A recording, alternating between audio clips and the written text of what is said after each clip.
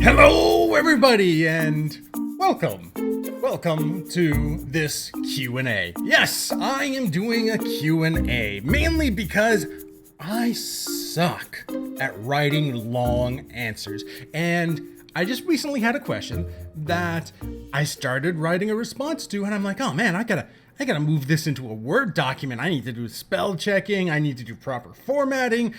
Where it dawned on me that if I've got this much information for an answer to a question, it's just going to be easier for me to say it to you guys. So I guess this sort of begins the RWBY Q&A.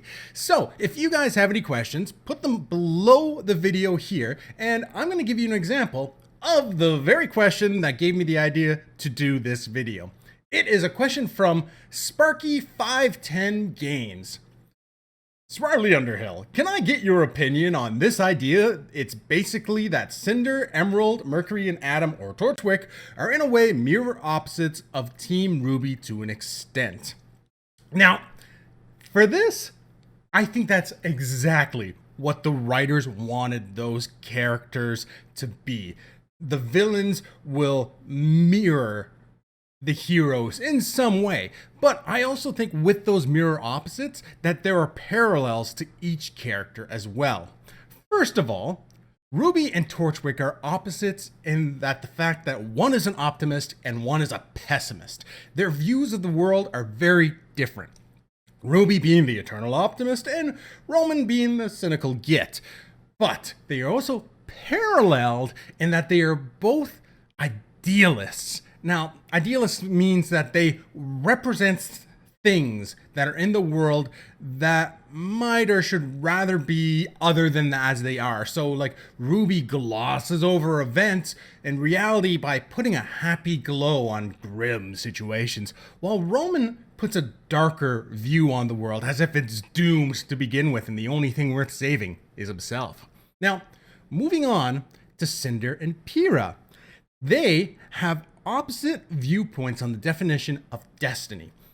Pyrrha believes that it's an end goal that you must work hard to attain, whereas Cinder, well, we don't know this for sure, but this is my theory, she believes destiny is preordained, mostly told to her as by Salem, and all she must do is go through the motions as told to her by her master, and this destiny must happen because she was told it will.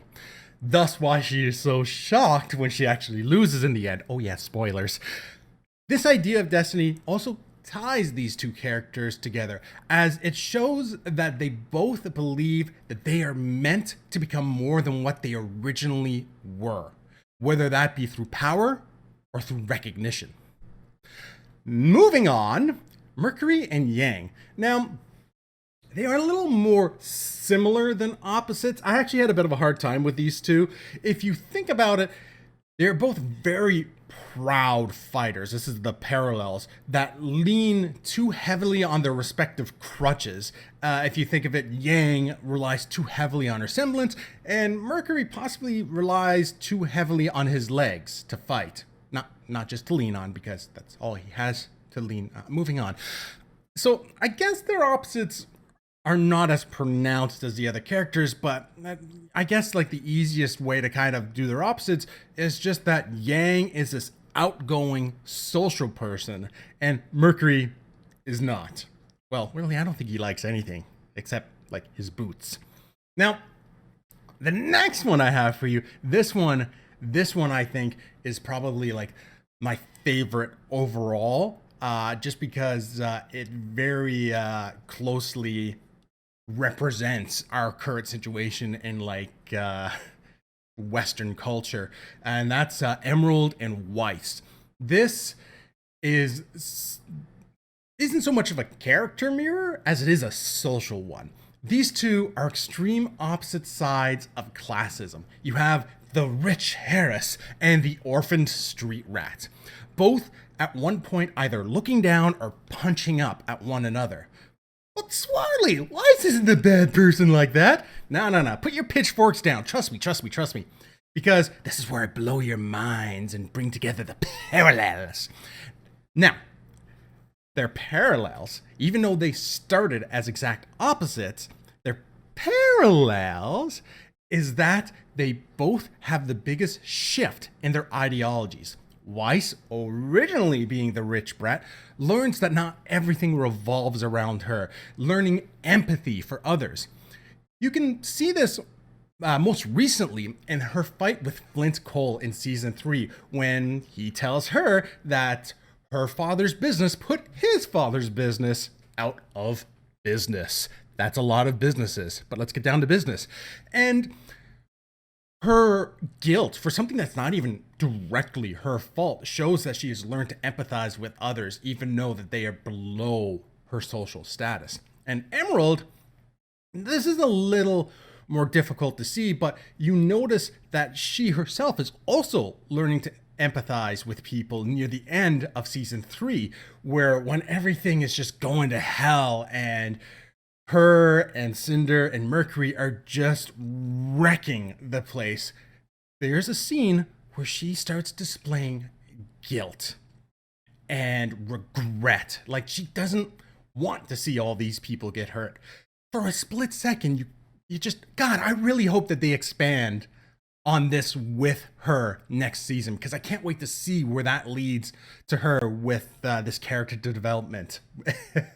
Emerald actually is the one person I see with the most character development coming up, second to only or probably equal to Jean, because I see Jean having a lot of character development. But I digress. I am rambling again as usual. Last but not least, you have the most obvious case of Blake and Adam. I actually didn't even write any notes down because you have, it just, God, everyone kind of thinks about this one. They are mirrored because they believe that there needs to be a change in society as a whole. There needs to be a change on how people are accepted, but they have different points of view on how to attain that. Blake, again,